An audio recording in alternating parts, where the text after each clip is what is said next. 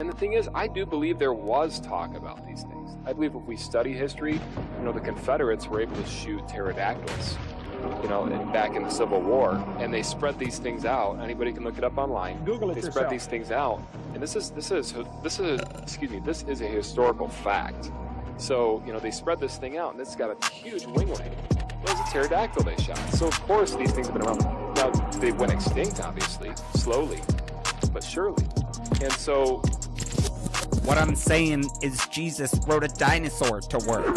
That's history. It's in the Bible. How to Train Your Dragon. Historical facts. And if you don't believe it, do your own research. Pull up Google. You'll find the picture, I promise. Oh my god. Thank you, John Gleason, Godless engineer, for gifting me this beautiful moment. Y'all remember when they tried to cancel Steven Spielberg for posing with an animatronic triceratops animal rights activist? Back it up. Hit it from the back. Cloaca. Historical facts. Eat my ass, BP. You're down here bailing on the rest of us because you don't want to process your grief and shame like a normal person by drinking and mistreating strangers. No, Rick. It is you who must nibble my cloaca, or bird asshole. Everyone knows what a cloaca is. back in the Civil War, and they spread these things out. Anybody can look it up online. They spread these things out, and this is a historical fact. So, they spread this thing out, and this has got a huge winglet. It was a pterodactyl they shot. So, of course, these things have been around. Now, they went extinct, obviously, slowly, but surely. And so, Paul Bunyan was sharing some Funyuns with his pet velociraptor. Whoa. Oh, you thought it was an ox? Roll back the clock. Let me knock the socks off. Historical facts. I didn't cut out. You heard me. You a pervert or something? Okay.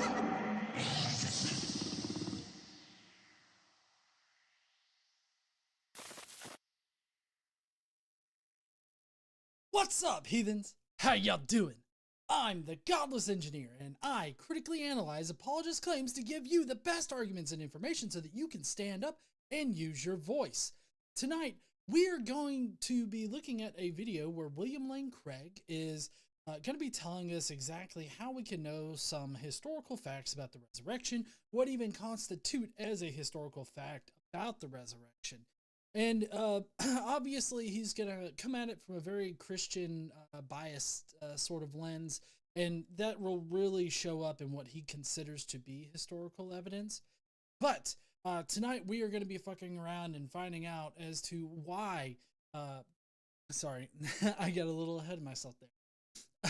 So tonight, we're going to be looking at William Lane Craig attempting to defend his historical facts about the resurrection of Jesus Christ.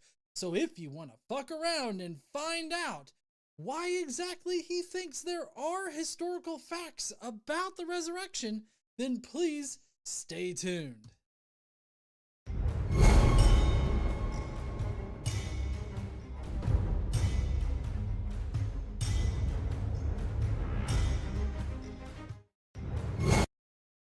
All right, heathens. Well, tonight we are going to be getting into the William Lane Craig, video. Definitely this is a video that was picked by the Skeptic Mafia. If you want to help support us here at Godless Engineer, you can become a Mafia member by hitting that join link right there down below. You can help us do some great things here at Godless Engineer by responding to these kind of crazy videos, but also taking part in the community and everything like that. We're trying to get back into the swing of things with, Mafioso meetup, like the virtual meetups that we do every month. I try to make sure that I do every month. We also have a Skeptic Mafia podcast that we are going to be jumping back onto for 2025, where we primarily discuss a lot of politics. So if you want to keep up to date with, politics as far as, this atmosphere that we're going into, with Donald Trump, reigning supreme once again, then definitely consider joining the Skeptic Mafia. There are some mafiosos that are in the chat right now. They could tell you how great it is, although I know I've been negligent.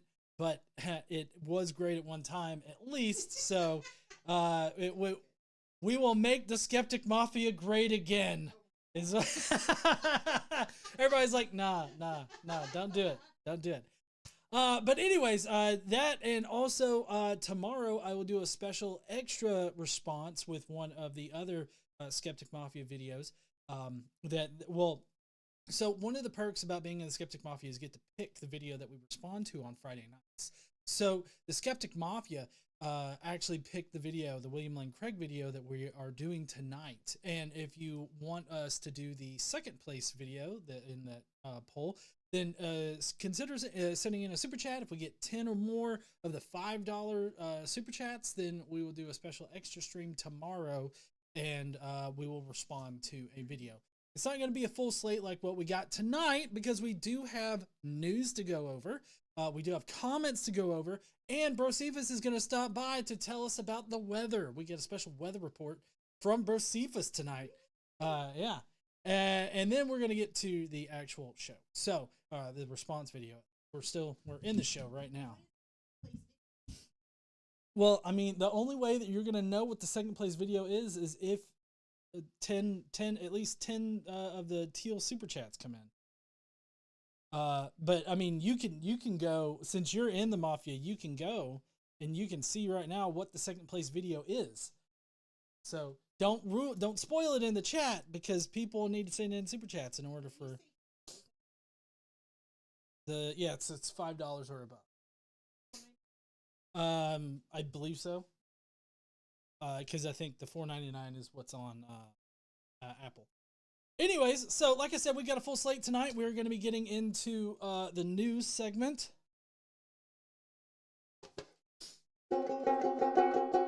Are y'all ready? I know I'm ready for some news. Today I learned some shit that I probably wish I didn't know about.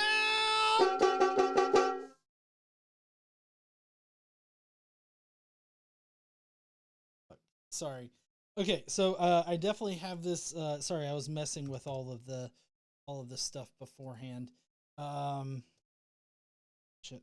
What? I'm getting this set up. Second. All right. So here we go. Now, first up on the news tonight, well, we got Elizabeth Richardson. Jesus loves the little children, maybe a little too much. Yes, a little too much. Thank you, Elizabeth Richardson. Sent in a $5 super chat contributing to the getting us to do a stream tomorrow. Elizabeth says, first super chat to get it started. Happy New Year. Happy New Year there, Elizabeth. I'm so glad that, well, it seems like you've had a happy New Year. I hope that you continue. Hey, just wanted to say you don't have to be a good person to get into heaven. You just gotta suck my dick. Caitlin Chloe. Hi, thank you, honey, for contributing. Says go super chat number 2. You're cute and I like you. Want to go on a date? I will definitely go on a date with you, honey. Yeah. Well, maybe we could do that like next week sometime, because get the kid here this weekend, so a long time. Anyways, okay. So first up in fuck around and find out news, we've got Nick Fuentes. I hate bringing him up too, but Nick Fuentes has fucked around and is currently right now finding out, or at least this week. Nick Fuentes, seen here shitting himself over the fact that non-white people exist, finally wised up to the fact that Donald Trump and the Republicans do not give a shit about him nor the other Republicans. This is in response to Elon Musk, currently the acting presidential puppeteer. Currently acting presidential puppeteer.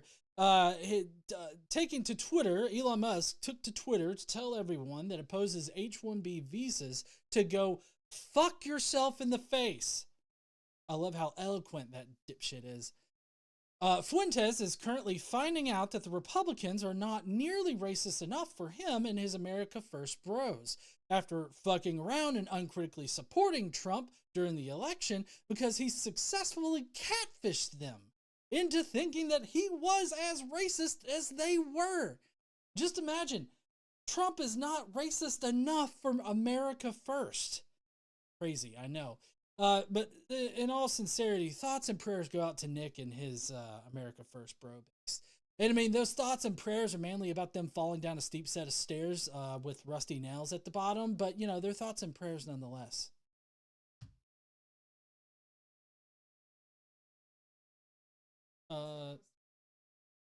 Maybe the holiday mugs are? I don't know. I thought he was going to run them for a little bit longer, but I don't know. Well, next up, we have the 10 Commandments in Oklahoma. Oklahoma State Representative Jim Olson, seen here watching a teacher be forced to explain what sexual and chattel slavery is to a kindergartner, is raising eyebrows higher than Mount Sinai by pushing another 10 Commandments bill through the Oklahoma State House. Apparently, Olson believes that what the state's education system which is currently ranked 49th in the nation, really needs is divine intervention via stone tablets. You know, those kind of tablets that God writes with his dick. Or maybe he just thinks that God will somehow magically protect the schools by intellectually abusing the students into submission. Either way, 7-year-old girls do not need their public school teachers explaining why women are considered property, or be told that some malevolent, misogynistic magician doesn't want them fucking Mr. Rogers' property. The 10 Commandments would force every child to acknowledge the God of Abraham as the one true God, and that this one true asshole should be worshipped above all others. I would think that parents would want to retain control over the religious education of their children, but conservative Christians only want to restrict non-white, non-Christian religions from having an influence because they are racist. Well, not all of them are racist. I guess they're just aligning themselves with racists. But I mean, you know, if you're going to high five the guy in like the white hood, then maybe people should take note of that. Like, people should notice, like, oh, he was high-fiving the Grand Dragon over there. Should we really be aligning ourselves with the Grand Dragon high-fiver? I think not. Anyways, that's it for, you know, Oklahoma's really turning out to be like a fucking KKK rally, honestly.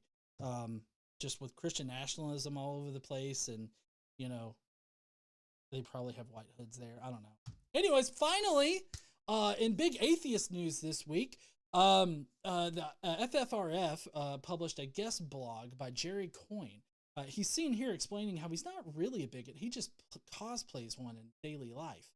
Where he used a correlation causation fallacy based on bad data to state that trans women are more likely to be sexual predators and should be discriminated against in several different areas. Coyne's grasp of ethics is like a fish trying to ride a bicycle. Completely out of his element, and was subsequently run over by all of the fucking bikes. Like, all of them in the race, they just fucking crushed him. Honestly, I care more about watching a dodo bird learn to fly than I am hearing yet another bigoted biologist trying to normalize anti-trans hate. The silver lining of this situation is that 3 bigots removed themselves from the FFRF honorary board when they weekly apologized. The FFRF weekly apologized for the post. Pinker, Dawkins, and Coyne all resigned from this honorary board of the FFRF, but a better solution was for them to be forcefully removed. But I'll take whatever gets them more removed from the atheist organizations that are out there. Coyne's defense in his blog article was so weak that it should really earn him a Darwin Award. Now, while I do think that it's a problem that the FFRF didn't get someone to write a rebuttal article taking down the arguments that Coyne was presenting in his blog, I think that they did the bare minimum that they should have done. Luckily, the Friendly Atheist, Hemant Mehta, has had someone write up a rebuttal and posted to his Friendly Atheist blog over there on Substack, something stack, wherever Hemant is posting now. It's just friendlyatheist.com.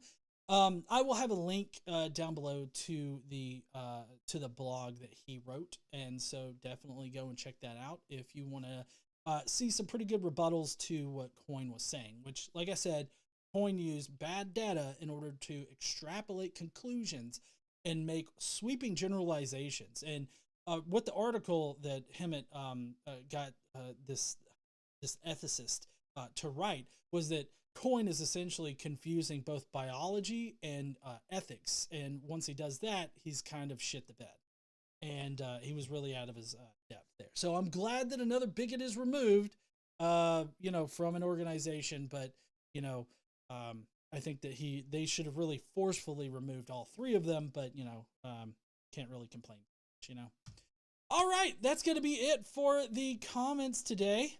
Or not comments, the news items. I hope that you enjoyed it. Please let me know what you think down below in the comment section about any one of these news items.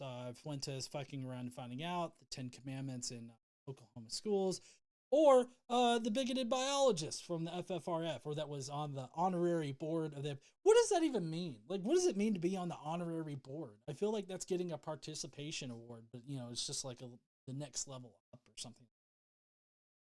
Yeah, I don't know either.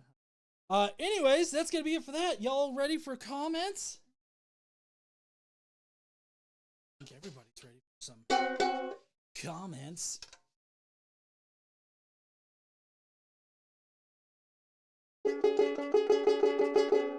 Comments of the day. Prepare to facepalm yourself in the next week.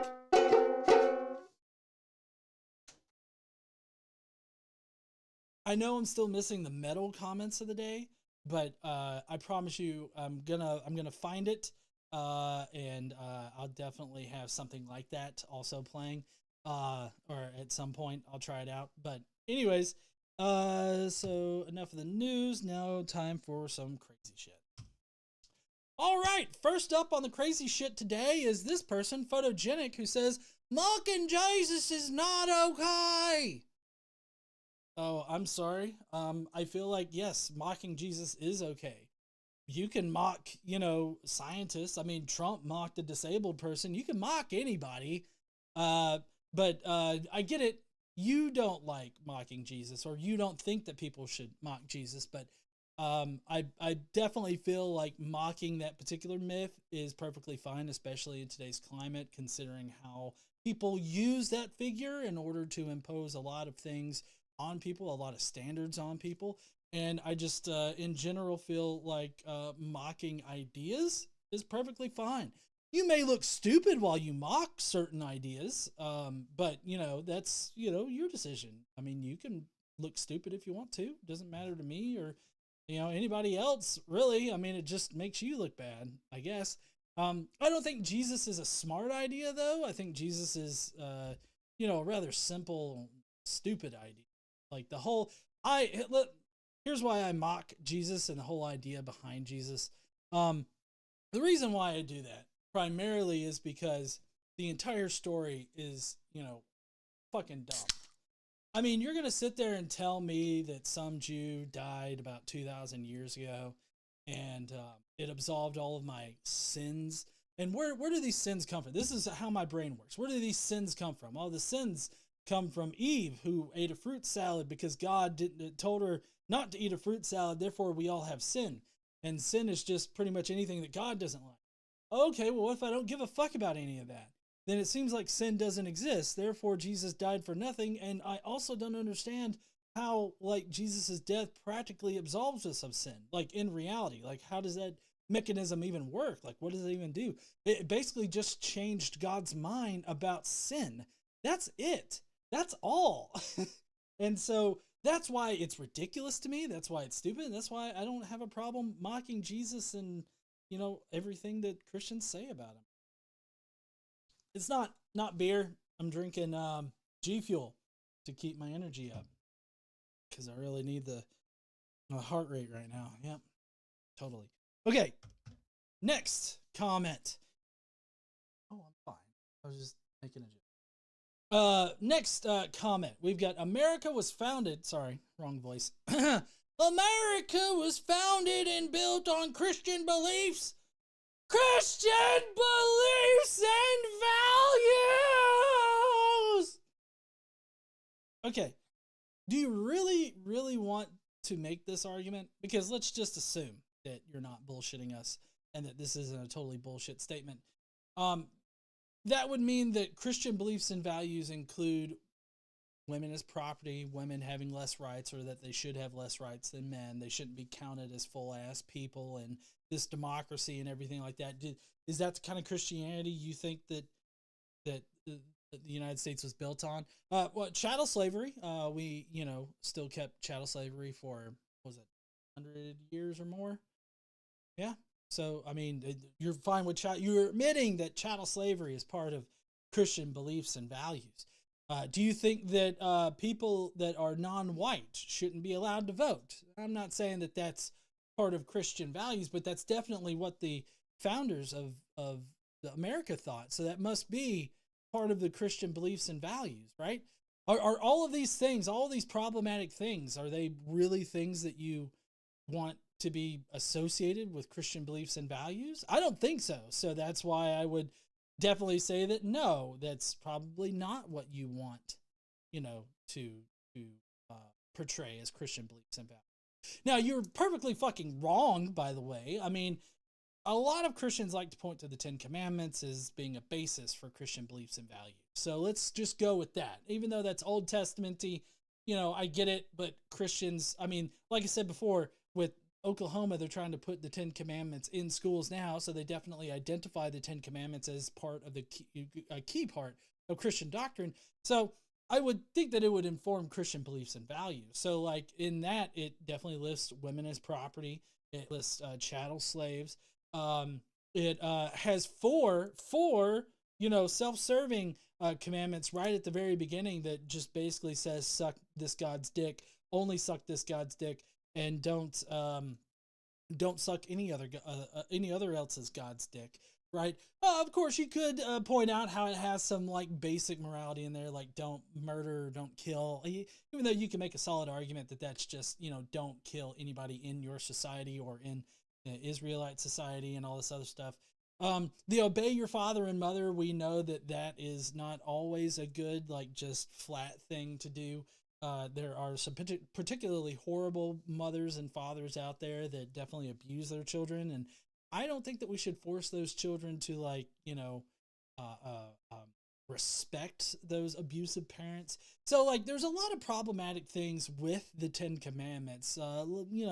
Not just the sexual enslavement of women and the chattel slavery that's there, but also a lot of the other things that are part of the Ten Commandments. So, I mean, I'm just saying that your entire comment here does not reflect, like, things that America was founded on. Well, I mean, of course, the Ten Commandments right there, obviously, the sexual enslavement of women and the chattel slaves and all that, that's part of it, right? Sure. What I'm talking about is the fact that America was built on this whole idea of the separation of church and state and freedom of religion, separating the state from religion. It's kind of what I'm talking about here. The Constitution and the Bill of Rights and everything like that are definitely antithetical to biblical text and Christian beliefs and values.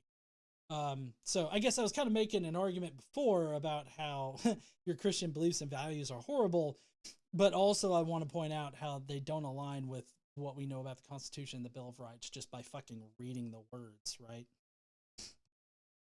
All right, next up is this pretty long one, and we're going to get on down to it right there. Okay, so Buster says, I gotta hand it to Godless Engineer. His ability to completely sidestep Darth's trap questions is a work of art. Oh, well, thank you. I mean, so this is on my Darth Dawkins video where I confronted him and I tried to have a conversation with him, but he just really wasn't all that interested in having the conversation. He was just wanting to be a presuppositionalist, and I wasn't going to allow him to be a presuppositionalist on it. So, yeah, I didn't want to play that game. So anyways, he continues with, watching him redirect legitimate points into accusations of dishonest questioning is pure gold. This is why I love atheist debates with precepts. It's like a masterclass in turning valid questions into a moral high ground for yourself. See, I don't know, is he being like derogatory towards me? Cause like at first when I read it, it felt like a derogatory thing. Huh? Yeah? I feel like he's being derogatory. Okay, why bother answering their nonsense when you can just say that's a loaded question or accuse them of circular reasoning while doing the exact same thing? I mean, I don't think that I'm doing the circular reasoning thing. Like, I feel like I'm definitely not trying to claim the moral high ground or anything like that. But I do feel like Dawkins regularly engages in loaded questions, circular reasoning, and all this other kind of shit. So, like, I definitely feel like Dawkins is doing, or yeah, Darth Dawkins is doing a bunch of that. So, let's see. Because let's be honest, these debates are not about truth. It's about making them look like the bad guy for even asking. If more atheists could weaponize this strategy, we dominate debates every time. Morality is overrated anyway, right? No. I don't agree with your sentiment here. I think it's totally crazy the way that you have portrayed this. Because obviously I was not trying to be disingenuous or anything like that with the debate that I had with him. And I just feel like Dawkins is rather disingenuous in general. So I don't know, this comment and criticism kind of falls flat for me. Next up is Fotini Society, who says Christianity is a religion about reason, not blind faith. I'm sorry, does it not say in your Bible that you should walk by faith, not by sight, and all this other kind of shit? Like, isn't that what it says? I mean, I kind of feel like that's what it says. I mean, it directly does say that, to trust not in your own understanding, but trust in the Lord. Like, I mean, it says that in your book. So that's blind faith. Like, everything about what the Bible says about faith in God and who you should trust and everything like that definitely says, hey, blindly trust this magical, weird, crazy person in the sky. It's definitely what it says. So it's definitely not about reason. If it were about reason, then it would make like logical sense and shit, but it obviously doesn't. So I don't know what you're talking about here.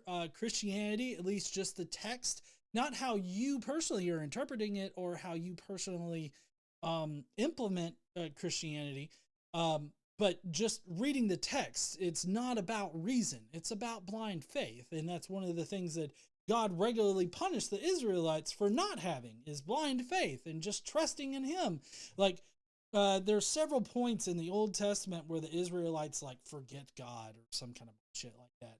And like God has to punish them. And so like, it's crazy how Christians a lot of times, they want to act like it's not about blind faith when it literally actually is. Again, according to the text, not really concerned with specific implementations of things.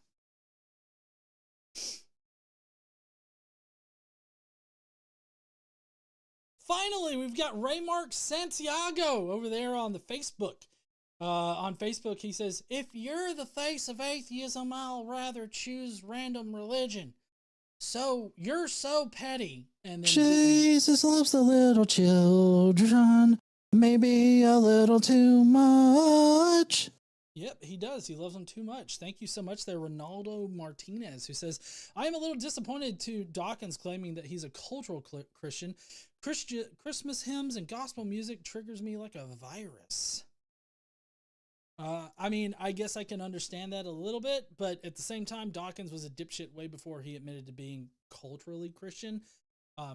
Honestly, like once he started being transphobic, like I fucking noped out of that bullshit. Like that's just totally, I'm out of there I mean, if you're going to start doing that, then yeah, I'm fucking out. But anyways, if you're the face of atheism, he capitalized atheism like it was a proper noun. Is that the proper way to do that? I figured like atheism would just be like a lowercase word. It's randomly like capitalized, right? Or okay. I'll rather choose random religion. I would rather choose to use proper grammar. I'm so petty. I'm fucking petty because I want your sentence to make fucking sense, Raymark. But, you know, beggars can't be choosers, I guess. But you didn't even use a period on your second sentence there. Like, you just left it open. Like, you're so petty. What? Did you accidentally hit enter? Like, what happened there? I don't understand why I would be considered petty, especially there on the Facebook page. I mean, I'm a bit more, I guess. I try to trigger the people a little bit more over there on the Facebook. So maybe I triggered him just right. All right, well, that's going to be it for the comments today. I hope that you guys enjoyed the comments. I know I did. And I guess now we're going to be getting into the shitty-ass science. Are y'all ready for the shitty-ass science? You're ready? All right, I got to go and get Brocephus. Okay, so hold on. Brocephus! Shitty-ass science! We're gonna answer some science shit really wrong. Well. Here I'm doing a weather thing tonight. Looks like you didn't set me up. That motherfucker. Shit. Oh, and he doesn't have beer for me again? That motherfucker. I want an increase in pay because he's not providing me with my Bud Light that I am requesting every week.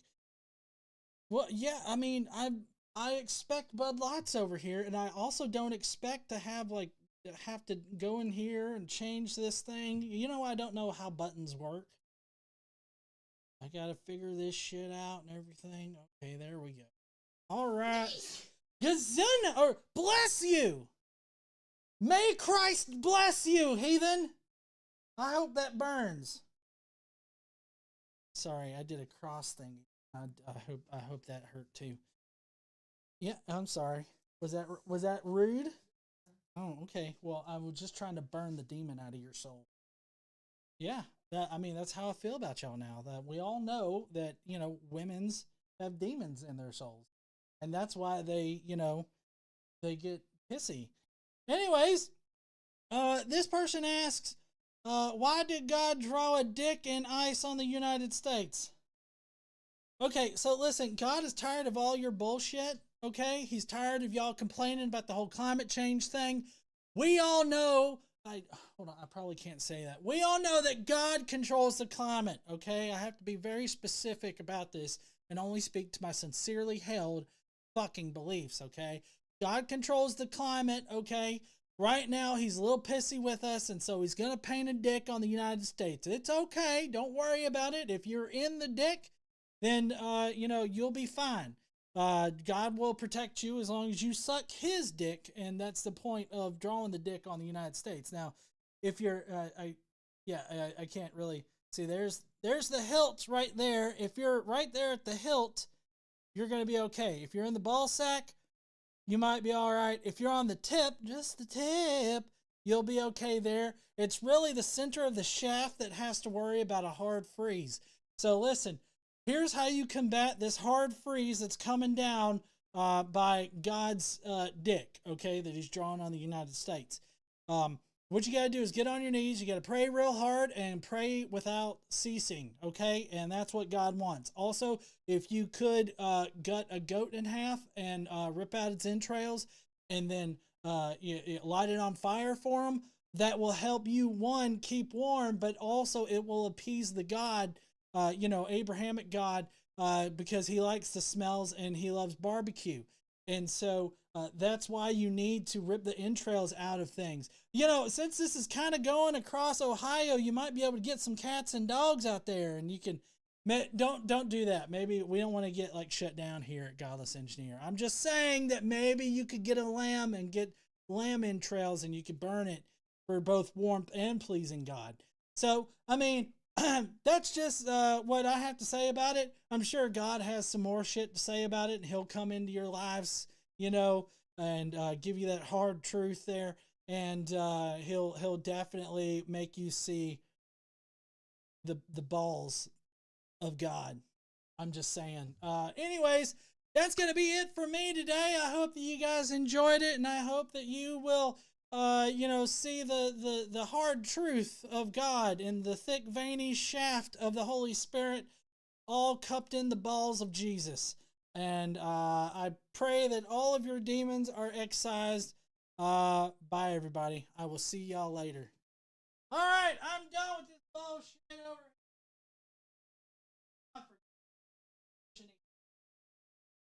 Anyway, go back.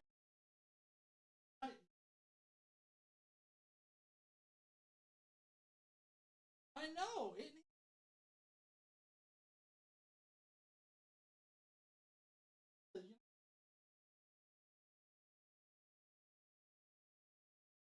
All right. That's a veiny dick, isn't it? I mean, you can see that's got a thick vein going right through the center there. Is it unnecessary? Fuck. Oh, sorry. I was in a poker tournament and I dropped out in 128th place. So I got 2 final stage tickets instead of. I lost to somebody hitting trip sevens, a set of sevens on the river, because it fucking happens every time. Anyways, all right, we're gonna get to the video, and I'm gonna stop playing poker. I promise. Luckily, I only spent 1 final ticket, and I got 2.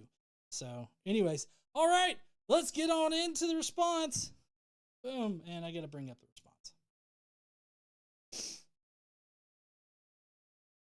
GE, we can't hear you. Oh shit.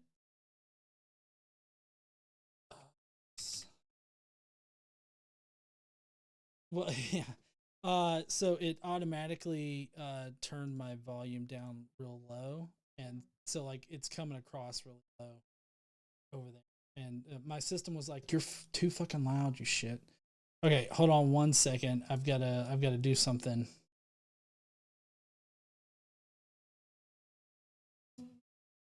Okay, so that should come back. Does GE love the Attorney General? I don't know who the Attorney General is, but if it's Matt Gaetz, nope, fuck that guy.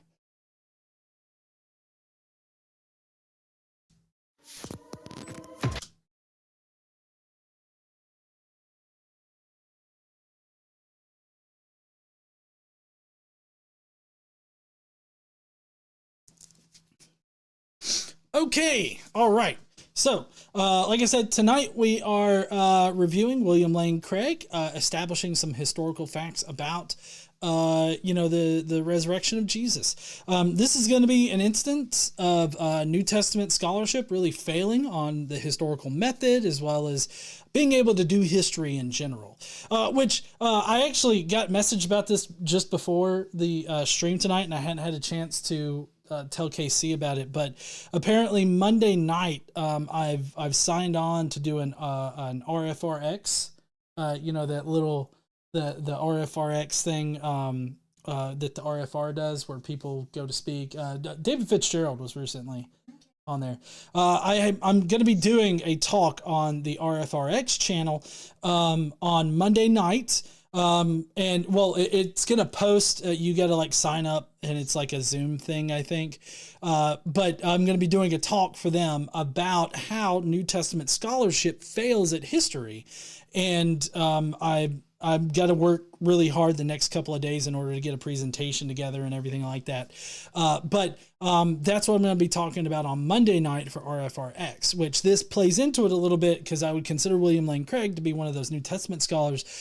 He's not a historian, but also most New Testament scholars don't really have a lot of training in history. History is like tangential to the New Testament scholarly sort of community, and they definitely teach a version of history, but as we'll see in this video with William Lane Craig, he whiffs it hard. All right, let's get on with it. Just a reminder, Do it. Just a reminder, we have 3 super chats right now of 10.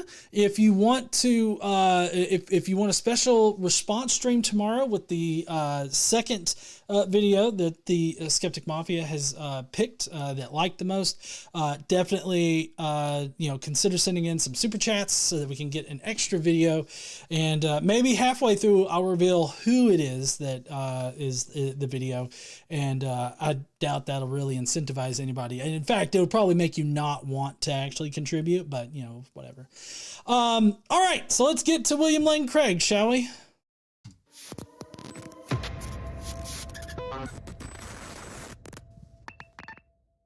So in this conversation about the resurrection, I think it's first important to establish what do we mean by a historical fact. If we're going to say the resurrection is a historical fact, what do we mean by this?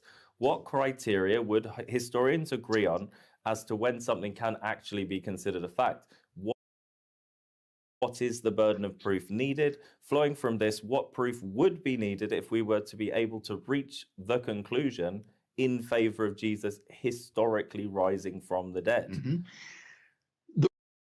All right, so this is a rather interesting thing to ask Dr. William Lane Craig, primarily because of the fact that he's not a historian. I'm not saying that he can't know how historians do history, but he definitely doesn't understand how historians do history. But I do want to point out, I'll go back to the 35-second mark here in a second, but I did want to point out how it's really weird, this Mary and the little Jesus, because Mary is looking down into the right or something, and little Jesus is looking directly in the camera like, yeah, you like that? I'm the savior of the world. Uh-huh. You looking at me? I mean, that statue was seriously eye-fucking the camera. I'm just saying. But anyways, so this is a good question, probably not to ask William Lane Craig, but to ask in general.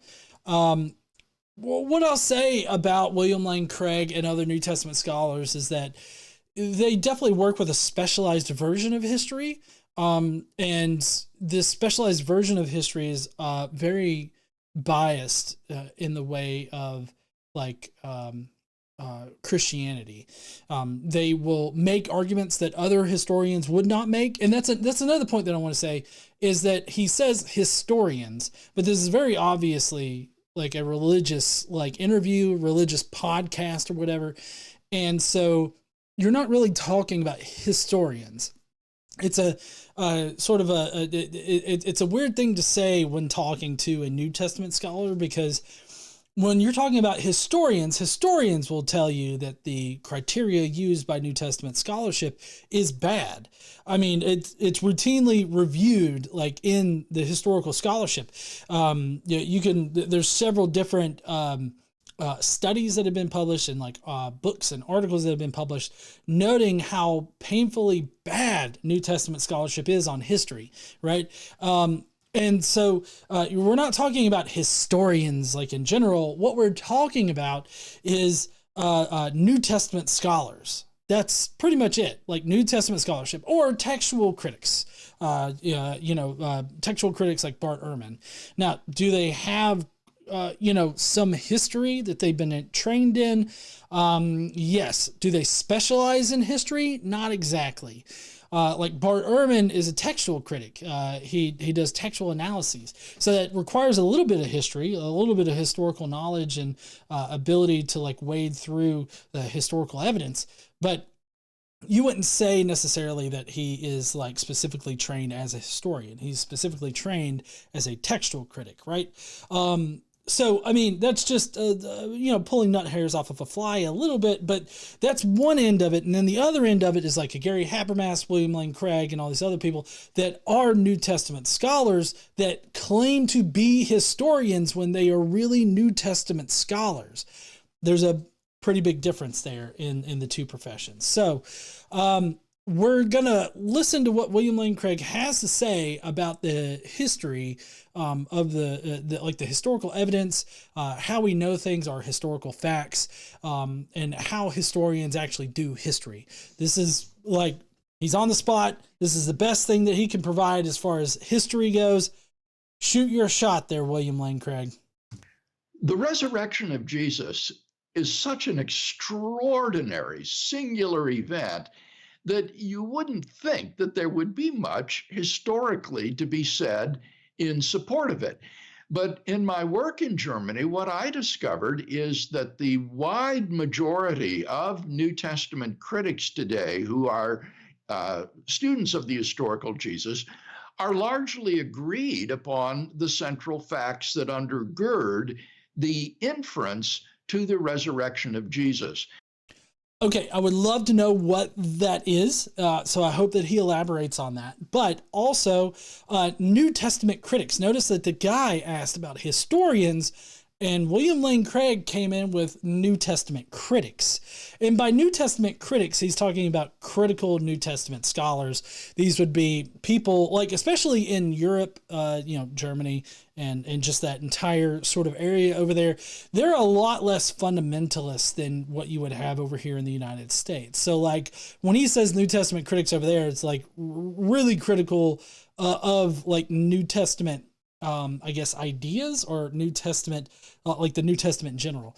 Now, saying that, there are a lot of things that New Testament, even critics, just agree to because that's what's always been agreed to. Like, for instance, the idea that Jesus was even crucified. Being a mythicist, that's not the reason why I don't think that Jesus was crucified, because part of the mythicist hypothesis is that he was crucified. So like when I say there's no historical evidence that Jesus was crucified, it's not informed by the fact that I don't think that he existed in history. It's informed by the fact that there's literally no evidence to suggest that he actually was crucified. Now, is there some evidence? Sure, there's some evidence that you could construe as supporting this idea that he was crucified around the 30s AD under Pilate. And that's what most New Testament scholars will agree to, is that he was crucified. But I find that this historical fact about Jesus is agreed upon just because everybody agrees upon it. Not because there's good evidence for it, or that there's solid, logical, and sound arguments being made to support that idea. It's just that everybody agrees about it. Just like everybody agrees that he existed. And just like everybody agrees that if he did exist, then he did die. Okay, true. If we assume that he existed, right? He was just a normal fucking person and then he died at some point. What I need is good evidence to get me to he was crucified under Pilate. Like, that's a very specific claim that we should be able to substantiate. But the best that we have are the Gospels. Why should I trust the Gospels about any kind of historical information? There's no good reason to trust any of the information in the Gospels, because the Gospels are informed by the Old Testament as well as just bullshit that they probably made up. Now, could there be some like historical, like solid historical information in there? Sure. Give me the methodology by which you sort through the bullshit that's made up, the bullshit that's from the Old Testament that was made up in order to fulfill the Old Testament, and the shit that is actually historical. Give me the methodology for doing that. Now, there are several people out there that have tried to do this, like Bart Ehrman. He tries to do it. He's got a lot of bad arguments that solidify, supposed historical facts about Jesus in the Gospels. But none of them are really all that logically sound. Like, for instance, there's this one criteria called the Aramaic criteria. Basically, if there is a phrase or a section of the Gospels that is either in Aramaic or is better understood in Aramaic, then it originally probably went back to the actual real historical Jesus. But that would imply that Jesus was the only motherfucker walking around speaking Aramaic, when we know that that's not the situation. Because that's not the situation, because Aramaic was spoken and written and everything like that in that area pretty, broadly. It doesn't make sense to say, oh, this must be from the original Jesus or the historical Jesus, because it could literally just be somebody making shit up and writing it down. It doesn't really change the fact that people made shit up all the time at that point, right? You would need to differentiate it from the surrounding bullshit in order to say this bullshit is more real than this other bullshit. And they don't give you that. They don't give you any kind of real good reason. Sorry, that was really bad English. They don't give you any kind of good reason to say that, oh, this is definitely from the real Jesus. They just say, oh, it's in Aramaic, therefore it has to be from the real Jesus. And I'm just not persuaded by that argument. That argument does not seem sound to me. So that's what we're talking about with, the history of and these historical facts. They're supported just by everybody agreeing that it happened. And the arguments that they do use to support it do not actually support the conclusion. So it just really falls flat to me. I would just need something to actually hang my hat on, not to act like I'm hanging my hat on it and it just fall to the ground because there's nothing to support it. Now, in speaking of historical facts, what we mean are events that actually happened. These are things that happened whether anyone believes in them or not. Even if no one knew about it, if it really happened, then that counts as a historical fact. And as historians weigh various historical hypotheses, they use different criteria to try to determine what counts as a historical fact. And these would be criteria like explanatory power. Okay, we're going to go through these one by one. Explanatory power. Yes, that is good. Explanatory power, the ability of a hypothesis to explain the information that we have is a very important aspect of a strong hypothesis, right? If your hypothesis can't explain some piece of evidence, then it's far weaker than the hypothesis that can explain that evidence. And of course, you have to weigh the hypothesis against all the evidence, right? Just because it has a difficult time explaining one piece of evidence doesn't mean that it can't explain that evidence. Maybe you have to adjust the hypotheses or something like that. My point is that explanatory power is important in weighing different hypotheses against each other, because the hypothesis that's going to win out has to be able to explain most, if not all, of the evidence that we have. That's why I find it funny when historicists always act so agitated when the mythicist hypothesis does explain all the evidence. I have answers for all of the evidence that we have. I can explain to you how that works with the mythicist hypothesis. That's not a weakness of it. That's not anything like apologists do. That is actually a key component to satisfying this explanatory power part. But I will say that, the explanatory power doesn't immediately become more strong just because you can say, well, God did it, right? That's exactly what William Lane Craig is going to do in this video. I mean, he's going to think that explanatory power is stronger on oh, God did it explanation than explaining it naturally, right? Just going into this, I think that the natural explanations for if Jesus was actually crucified, if he was buried in a tomb, what explains everything that happens after that. I think natural explanations have a far better likelihood, or a far better likelihood of being accurate than a supernatural one. William Lane Craig and apologists like him just throw their hands up in the air and is well, God did it. Oh, why'd that happen? God did it. And so they think that they can just fill these gaps with God, and that satisfies this explanatory power criteria right here of these hypotheses. So, I mean, yeah, there's that. There's also the thing of he's asking about the criteria that is used in order to establish facts. Now, explanatory power is an aspect of hypotheses that, should the hypothesis should satisfy the explanatory power. It should provide explanatory power, but it's not like a criteria. When I get the feeling when he says criteria, he's wanting specific criteria, like the criteria of embarrassment. That's a particularly embarrassing criteria, or that Aramaic criteria that I was talking about, or any of these other things. Another one's multiple attestation, which is something that I, one, agree with, but two, disagree with the religious apologists on, because they don't have multiple attestation of Jesus or his resurrection. They have one, and that was Paul, and he hallucinated everything. So, I mean, That's all that they got as far as the actual evidence goes. Explanatory scope. Yeah, so explanatory scope, something, tangential to the explanatory power, the scope, like it should be able to, encapsulate all of the evidence. It should be able to explain all of the evidence. That the scope and power kind of go hand in hand there. Plausibility. Right, plausibility. That's another thing. Obviously, we're going to see highlighted where William Lane Craig is placing a higher plausibility conclusion on.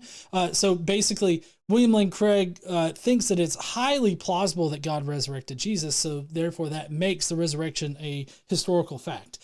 I don't think that God is plausible in the same way that William Lane Craig does. I think that there's a very low likelihood of his God existing. So low, in fact, that I think that it's pretty close to zero, considering the evidence that we have. So, that's going to be a major differing point there between William Lane Craig and anybody else, because he's going to place a higher plausibility on God, one, existing, and two, wanting to resurrect his son from the dead.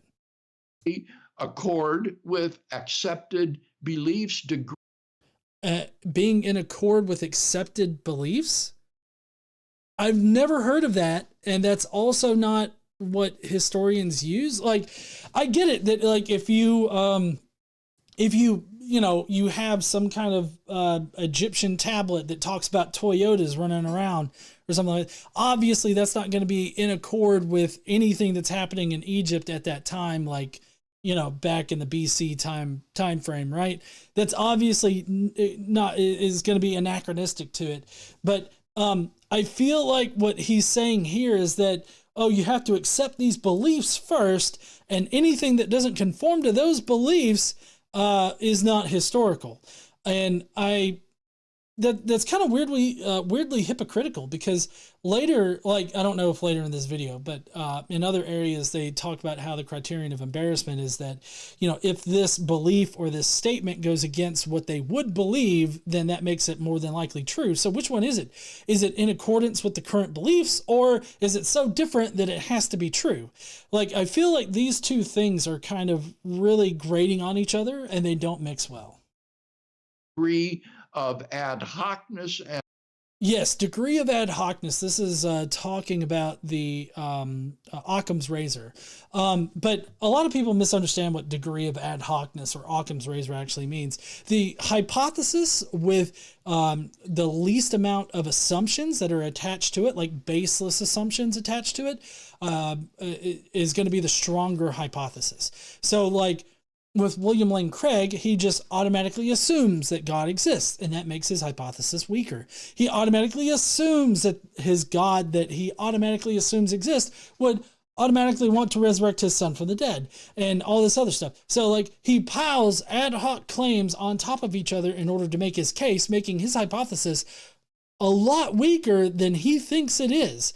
He's built his entire argument on a mountain of sand, and the tide, because of fucking climate change, is withering it away. As we go on, through time, it's been withered away. Every little bit has, and I think that it will get to a point where even William Lane Craig's ideas are just not supported even by critical New Testament scholars, and so forth. And I would argue that when you weigh the central facts for the resurrection of Jesus, that the resurrection of Jesus emerges as the best explanation of these facts. So the burden of proof that you asked about will be comparative. It's what philosophers call inference to the best explanation. Yes, I agree that the inference to the best explanation is the better way to go about it. And there's, in history, there's a lot of, there's no one standard historical method out there, but an argument from evidence, it seems to be the best way to come to historical conclusions. That's not what William Lane Craig does. And he also violates this inference to the best explanation. Because just because William Lane Craig can insert God into the gaps of his hypothesis does not mean that it's a better explanation. And he thinks that he's inferring the best explanation here with saying that God did it. But you can't just fill it in with God and expect it to be better. Like, you have to have actual, like, real evidence in order to suggest that God actually did that or that God exists in the first place. You establish a body of facts to be explained. Right. Okay. So establish a body of facts to be explained. Let's see. Jesus was resurrected from the dead. Jesus died. Jesus was buried in a tomb. Let's go with those three. There's no good evidence to suggest that any of those three actually happened. Like the crucifixion, a lot of people just want to give that to them, but I don't. I don't want to give them the crucifixion. You need to provide me with the evidence that says that Jesus was actually crucified. Can't come from the Gospels. Paul says that Jesus was crucified, but we know Paul's beliefs include a very physical layer to the celestial realm where crucifixions can happen. And so, like, physical things happen there. Physical entities exist up there, and there were, people being strung up and everything like that up in these celestial areas. So, like, Paul is vague about it, so we can't really use Paul to say definitely he was killed on earth. As far as the mythicist explanation goes, I think that Paul thought that Jesus was killed, like, in the celestial realm, like right above the firmament, by Satan and his demons. That's what I think that the best explanation for Paul's evidence is. Now, obviously, William Lane Craig is going to say that no, Paul was talking about an earthly crucifixion. He's talking about the Romans, but there's no good evidence in Paul's epistles that suggests that it was the Romans that he was talking about. In fact, quite to the contrary, Paul seems to suggest that the main villains, or the people that he was, or not people, but the entities that he was fighting against, were spiritual entities, the principalities and powers and all this other stuff. He identifies them as being Satan and his demons. Like, that's the war that he was fighting. And he wasn't all that concerned about, like, the trivial earthly matters of fighting the Romans or what the Romans were doing and anything like that. Paul was concerned about this celestial existence that we're all promised by God. And we're promised that by God because God's going to give us these new heavenly bodies that he has constructed and that are currently waiting for us in heaven right now. They're very physical bodies that we're just waiting to inhabit. And so Paul was very much focused on a very like soul sort of existence afterwards, and fighting for your soul in the afterlife, rather than fighting against any of the rulers on the earth. But I mean, again, we could quibble about this all day. Obviously, William Lane Craig is going to fill that hole with God, and I'm just not ready to do that. I think that there are holes there, and I'm not ready to commit to anything. So what is the evidence for any of those three facts? And he's not going to answer, but that's what I would like to know from anybody in the audience. And then you compile a pool of live options, live hypotheses for explaining these facts. Okay, good. Good to bring that up. So there's what we don't have to mention every single hypothesis, because there are a lot of hypotheses out there that don't include God. So we could go with the disciples stole the body from the tomb. That's why it was empty. Jesus was never put in a tomb. He was thrown into a mass grave. That's another one. Or Jesus wasn't even crucified. He never died or anything like that. So there's three. And then to his one, God did it.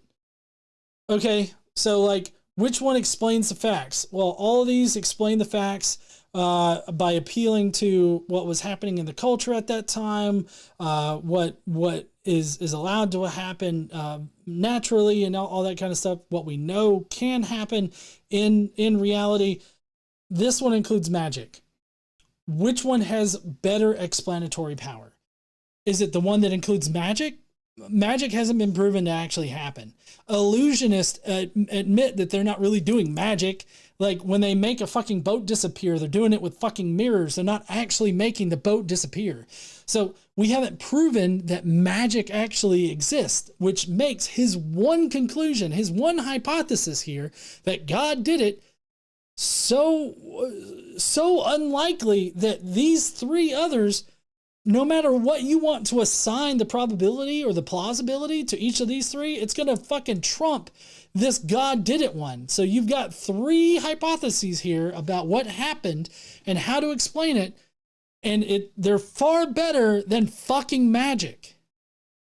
And then these hypotheses are assessed on the basis of criteria like the one that I listed. And one isn't trying to say that there's one that is mathematically certain or demonstrated to be true above all the others. Well, so, I mean, you are making a case for plausibility. So you are talking in terms of mathematics here. You are talking in terms of which one is far more likely than all the others. Now, I know that he's kind of specifically talking about 100% certainty, but that's not how any historian would talk. Historians talk in matters of plausibility. So like, we wouldn't there are very few things that we would say 100% happened. Like things that we have better like historical criteria now. We have better reporting. We have better historical evidence for a lot of things now. I'd say 100% yes, this happened. Like the Titanic sinking. We definitely know that the Titanic sank. We have evidence of it. It's on the ocean floor. We've got video of it and everything. Like we've got so much evidence that it makes it so unlikely that it didn't happen that it would be ridiculous to say that it didn't happen and propose some other kind of hypothesis about it, right? So you would have to have a monumental amount of evidence that that contradicts it and is supportive of an alternative explanation for it in order for us to come to a new understanding. So like, that's how a historian would talk about it. Now, when we're talking about things in the 1st century CE, and even earlier than that, we are talking in much lower percentages of plausibility. But like I said before, no matter what you want to assign these three hypotheses, like whatever plausibility, they're going to trump the God did it one because these don't include magic. One is saying simply is when you compare these historical hypotheses using these criteria, that sometimes one hypothesis will emerge as the best explanation of the evidence. And my thesis is that the best explanation of the facts concerning the fate of Jesus of Nazareth is the one that the original disciples gave, namely, God raised Jesus from the dead. God did it. I mean, that's exactly what I said that he was going to say. I mean, he thinks that the best explanation is just plugging God into that God-shaped hole and saying, oh, look, my God did it. Because that is the thing that I want to be true. I feel like that's what he's telling me right now. Like he wants that to be true. That makes the most sense to him, and it's in accordance with his personal beliefs about it and what he thinks that the first apostles' beliefs were. And so therefore, that's what happened. Do you see how bass-backwards this is? Like he's putting the cart before the horse here. He's saying, oh, the apostles believed it, therefore it's true. That's not how shit works, especially in history. You have to have historical facts, like historical evidence, sorry. You have to have historical evidence in order to support the conclusion. But all you have is people believed a thing. And I'm not willing to jump to, oh, then that thing must be true, because there's several times when people believe a thing and that thing turns out not to be true, right? So these people believed a thing, fill in the gap here, and William Lane Craig takes out his giant God dildo and he just fucks it so hard that you cringe and you turn off the Pornhub. So, I mean, that's exactly what's happening. Hold on. He's fucking the God hole really hard right here. Now, having said that, immediately we confront a historical problem. That is a supernatural explanation, isn't it? Yes, it is. I'm so glad that you're identifying this as a problem. Maybe I was totally wrong. He identifies it as a problem. Therefore, he's going to come away saying this isn't the best explanation. That's exactly what's going to happen with low bar Bill Craig here, huh? To say God raised Jesus from the dead, that posits a miracle. And many historians would say that as historians, they are methodologically bound or restricted to considering only naturalistic explanations of the evidence. And well, yes, they would be, but that's because of the preponderance of evidence that suggests that magic doesn't fucking happen. Like that's literally the reason why they appeal to more naturalistic explanations. It's because there's never been an instance of magic being confirmed to actually have happened. All the times in the past, when we've explained things with magic, it's always turned out to be some kind of natural phenomena that we just simply didn't understand at that point. So yes, if we were to use Bayesian reasoning on, whether or not some act is magical or natural, you would have to look at the preponderance of evidence that says, oh, hey, look, every time we've said that this shit's magical, it turns out not to be magical. So you know what? If we're going to make a guesstimate right here on this shit, we're going to say that it's natural. And so because there's never been a magical thing that has happened in history that we've never been able to prove is actually magical and that just crazy fucking people have said is magical, therefore historians have to go with, oh, hey, look, does this contain magic? No? Okay, then it's probably a likely hypothesis. Or they'll be like, oh, this contains a magical oracle at Delphi that predicts this one thing. That's probably not historical because it's magical as fucking shit, right? So like, that's why historians do that, is because natural shit has always come through to be the best explanation. So why would you appeal to the worst explanation when you're thinking and comparing these historical hypotheses? I don't know. William Lane Craig is about to explain to us why taking the magical route is far better than the naturalistic route. Or he's going to claim that they have some kind of bias for the natural world, which I would say, yeah, I have a bias for reality. Fuck me, right? Therefore, they are methodologically prohibited as historians from drawing such an inference. Well, a magical inference, yes. But I would say that, just like with how everything in the past that we thought was magical was actually some kind of natural phenomenon, I think that if God were to exist and he were to have raised Jesus from the dead, then our understanding of reality would just come to incorporate that what we perceive now as a magical event. It would just incorporate that into nature. Like, I think that it breaks nature, right? Like, it definitely does break like the natural order of reality, and that's why I call it supernatural still.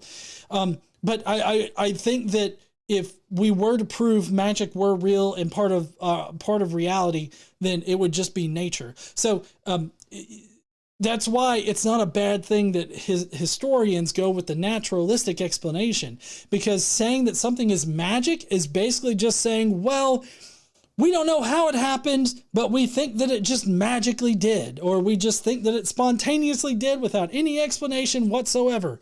And so, like, I think that if William Lane Craig were to prove that his God can do magic and affect reality in a magical way, then that would just be part of reality. And then the historians would have an easier time proving that Jesus actually did raise from the dead. And I think that if a magical event actually did happen, then it would definitely leave evidence behind of it happening in one way or another. And so we should be able to investigate that to figure out that it actually did happen. So the fact that we don't have any kind of evidence to suggest that this magical event happened, we haven't been able to prove that God's particular form of magic even exists, there's no reason for historians to automatically go to a magical explanation for this. There are far better naturalistic explanations that work within the realm of reality that we currently understand. So until you can expand that understanding, they are going to go with the best explanation, which includes nature.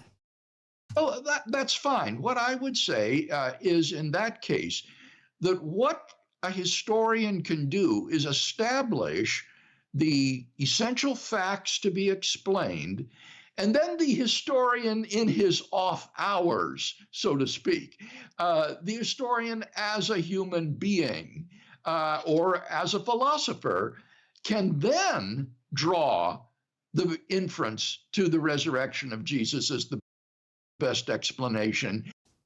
Oh, okay. So basically what William Lane Craig is saying, that the historians establish the facts.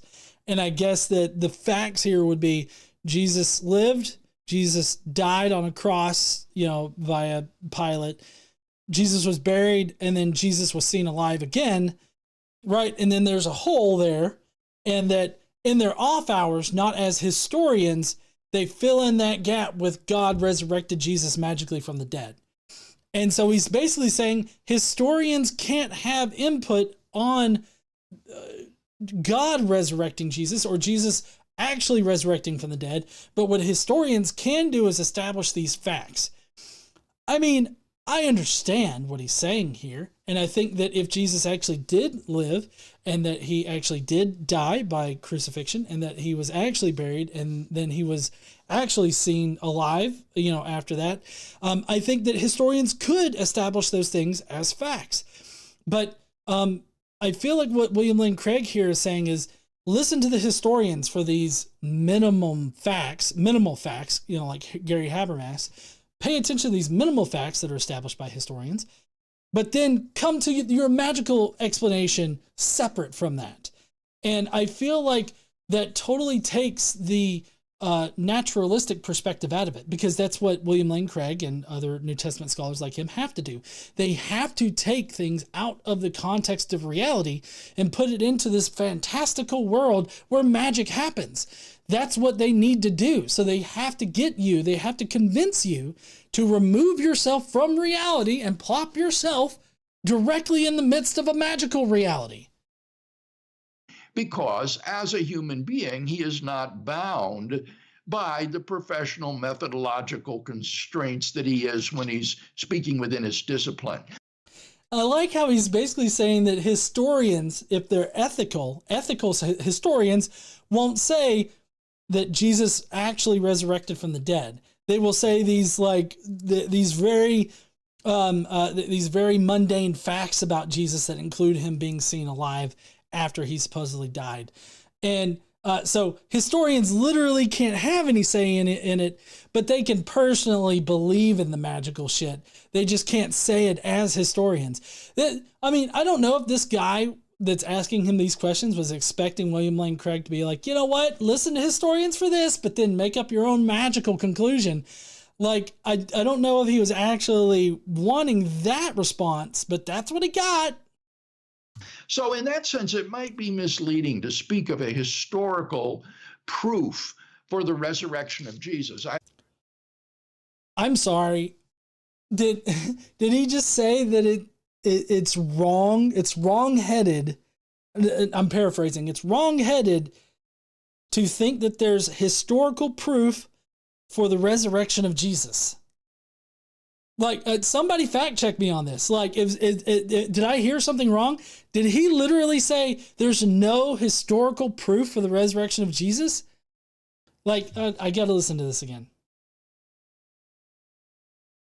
So in that sense, it might be misleading to speak of a historical proof for the resurrection of Jesus. It might be misleading to say there's historical proof for the resurrection of Jesus. Wow. This is, I don't know if this is not as bad as his whole Pascal's wager thing, where it's like he better, it's better to believe in God than not, because you could get sent to hell. So you might as well have fire insurance. Like, it's not as bad as that, but I do feel like this is particularly bad for William Lane Craig's position, because he's basically saying, who needs historical proof of shit that happened in history? And we can't know if it actually happened, but you can believe it happened, and you can fill in the gaps with God, right? You can fuck those holes with God if you want to.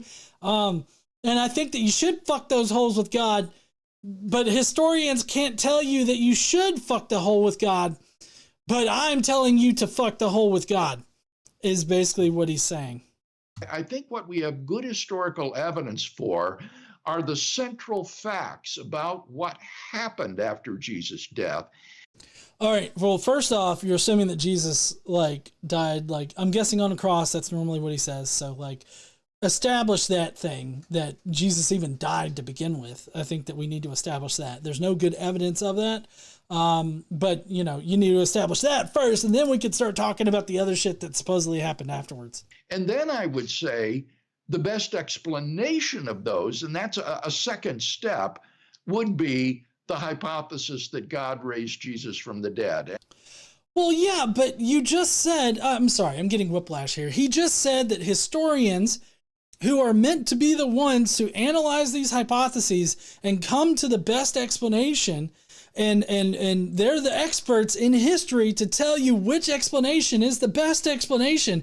But you say, fuck that shit. Don't listen to the historians when they talk about the best explanation.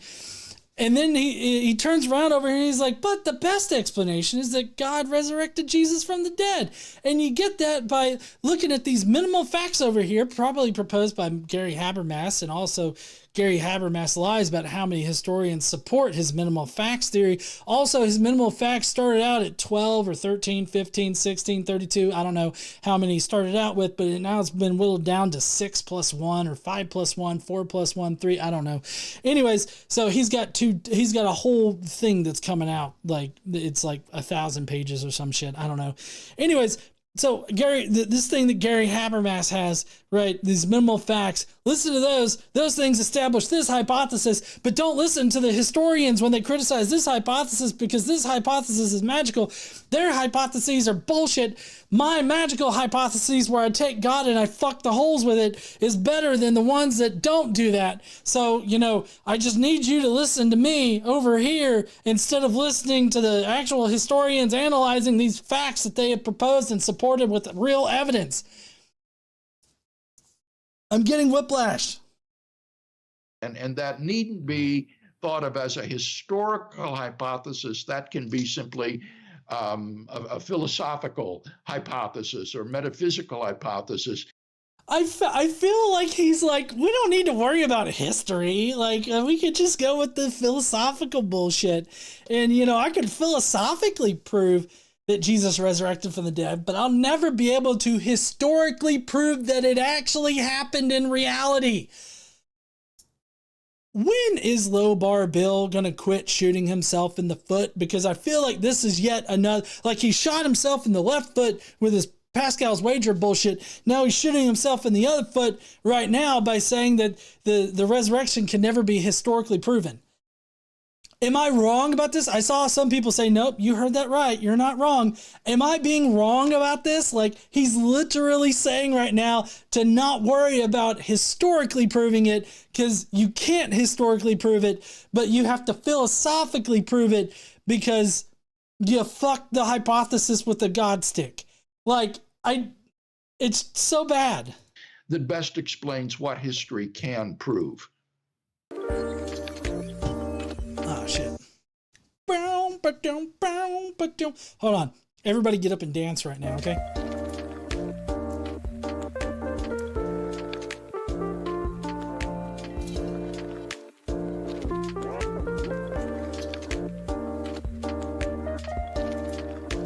That was me twerking to his elevator music here.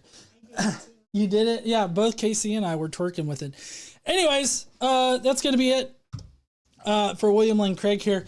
This is an astonishing admission here from William Lane Craig. Literally, you can't prove that it's historical, but you can just believe it's true anyways. I feel like this needs to be a meme.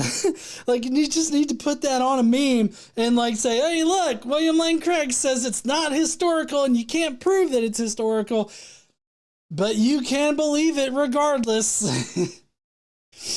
Anyways, that's going to be it for our show tonight. All in all, I was not all that impressed with William Lane Craig's arguments here. He didn't make a whole lot of sense, but ultimately he came away saying that you can't historically prove that Jesus existed, or that Jesus resurrected, but you could philosophically believe it to be true, is essentially what it came down to. And I think that that's an astonishing omission. And, you know, honestly, I should probably rename this stream right now so that other people understand what happened here. Let's say William Lane Craig.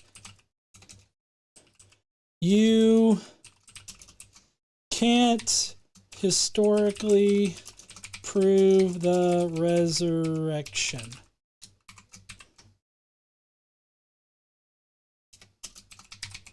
William Lane Craig says you can't historically prove the resurrection. There you go. Fuck yeah. WLC, Low Bar Bill being Low Bar Bill. All right. So, if you will, please go down below. Let me know what you thought about tonight's stream. Do you think that I'm wrong in my interpretation of William Lane Craig's words? Let me know down below in the comments. And while you're down there, why don't you smash that like button and subscribe if you like this kind of content. Don't forget to stand up and use your voice. Bye, heathens. But don't go, because we got the Skeptic Mafia comments to go through. If you don't know, here at the on the Godless Engineer channel, we have the Skeptic Mafia, and they get to leave comments on the video that we are going to be reviewing every Friday night. Every Friday night, I put up a post that contains the video that we are going to be reviewing, and the Skeptic Mafia can leave comments on it. They can tell me, you know, what they thought about it and everything like that. They can add their own sort of 2 cents to the conversation, which I really do appreciate. Now, I do want to say we're still at 3 super chats. So if y'all want that extra stream tomorrow, we got to get 7 more in the next like 10 minutes or so. So if you want that extra stream tomorrow, y'all got to pay for it. That feels so grimy for me to say, but Jesus loves the little children. Maybe a little too much. All right, there's another one. Daniel M. David says good night. Good night there, David. I hope you have a fantastic night tonight. I know that we're kind of we're at just about an hour and a half here. I've streamlined it down to where I'm not taking up too much time for everybody on a Friday night now. But anyways, let's get. Oh, is that Apologia Live? Yeah. I think, yeah, let me see. I think that I can actually set the auto redirect. Let's see, customization. Let's see.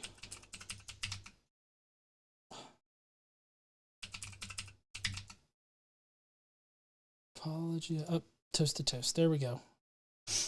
All right.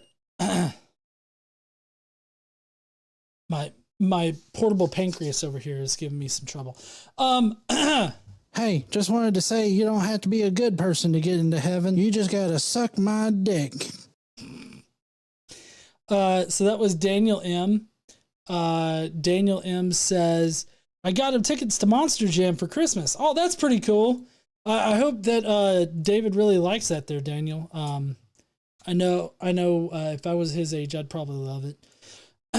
But we do have Torbjorn Lindberg, who commented and said, okay, this was one of the most beautiful examples of an argumentative train wreck I can remember hearing. I really wish I had the energy to sit down and systematically deconstruct his incoherent, rambling reply formally, but it would take pen, paper, and an hour to do the transcript. You have been blessed by Christ. Now go forth and suck my dong. Rainbow Love sending in a super chat. I will definitely get to that here once I get done reading all of the member chat, Skeptic Mafia comments. But I will do it anyway, sloppily. First, he notes that the people that are agreed on the historicity of Jesus are agreed on the historicity of Jesus, and therefore to the central facts that undergird the inference to the resurrection, translated into English. They agree that the facts that exists are the facts that exists, and that they are the facts used to argue the resurrection. Brilliant explanation, Bill. Absolutely brilliant. Second, he spends 30 seconds explaining that a fact of history is what factually happened. Oh, really? I had no idea. Before explaining that, historians didn't know what is a fact, but must deduce it, thus completely negating all potential relevance of his just articulated, already useless definition of a fact. Then he proceeds by confusing facts with the explanation of facts, as scope and power are attributes of explanations and not facts themselves. True, and they're also not criteria, I would say. Jesus loves the little children, maybe a little too much. Thank you so much there, Exit Music. Appreciate you. Let's see, finally he goes into his argument, which is beautifully simple. The facts of the resurrection can be best explained by the facts of the resurrection. He follows this up by claiming that the burden of proof is relative, and then a long rambling explanation that sometimes one explanation is better than another. I am astonished at his insights, really. He ends it all with what seems like a 2-minute rant that boils down to suggesting that historians should just be hypocrites and stop being historians in order to accept his miracles as normal people, thereby sidestepping the problem of academic integrity. Well, if anything, William Lane Craig does not like academic integrity. And that is where my brain ran whimpering into a corner with a bottle of whiskey and a large hammer, which makes me a bit worried. Anyway, I'm convinced. How can anyone doubt the resurrection after this brilliant exercise of factually wrong sesquipedalian gibberish? I bet y'all didn't think I could pronounce that, huh? Next is Trickster, who says, Craigie boy, GE, why do you hate us so much that you would force us to watch this word salad spewing arrogant narcissistic POS for a whole almost 6 minutes? Y'all picked it. I mean, I had to cast the deciding vote, but y'all picked it. And then finally, we have Mark Fernkoff, who says, I have never been more bored by Low Bar Bill in my life. I can't even think of anything clever to say. Gorgeous Goddess Candy Black says her favorite Jesus is the one who rides a dinosaur to work. 6-year-old Henry Black also prefers dinosaur Jesus to zombie and Jesus and camping Jesus, what he calls nativity scene Jesus. None of us can think of anything else to say, so as I love and worship the gorgeous goddess Candy Black. Oh, and it's a Toast to Toast AM night over on the Apologia Live at 9 p.m. Central. The perfect nightcap to the wonderful Friday night GE response video live stream. Well, time to start my door dashing day. Happy New Year and Happy New Beer, heathens. Later. Thank you so much there, Mark. And I really do appreciate everybody that sent in a super chat tonight. Exit Music says, just feeding the beast. And Rainbow Love said, duh, magic is real. Trust me, bro. Thank you guys so much for sending in those super chats. We are still 4 off from doing a special stream tomorrow, but I definitely appreciate all of the love and the super chats and everything like that. Let's see. It's got 24 minutes because I was expecting to go for 2 hours tonight. But I do have the Toast to Toast AM it's going to automatically redirect you there, but definitely check out Apologia Live and the Toast to Toast AM. You can go over there, hang out, chill out with them. Paul's a really great dude, so if you don't know about Paul, definitely go check him out. But as far as everything that's going on this upcoming week, I pretty much have the RFRX thing that I will be posting probably here on the channel for you guys to sign up for if you want to come and hear me talk about similar topics to what we've discussed tonight. Other than that, I just got a normal content coming out next week. Well, normal content. But anyways, y'all have an awesome night and an awesome weekend. And again, I'm sorry we didn't make it to 10, but I appreciate all the love in the super chats. Maybe we can get to it next week. Anyways, y'all have an awesome weekend, awesome night, everything like that. I'm going to go and drink some rum. I will see you heathens later. Don't forget to stand up and use your voice. Bye, heathens.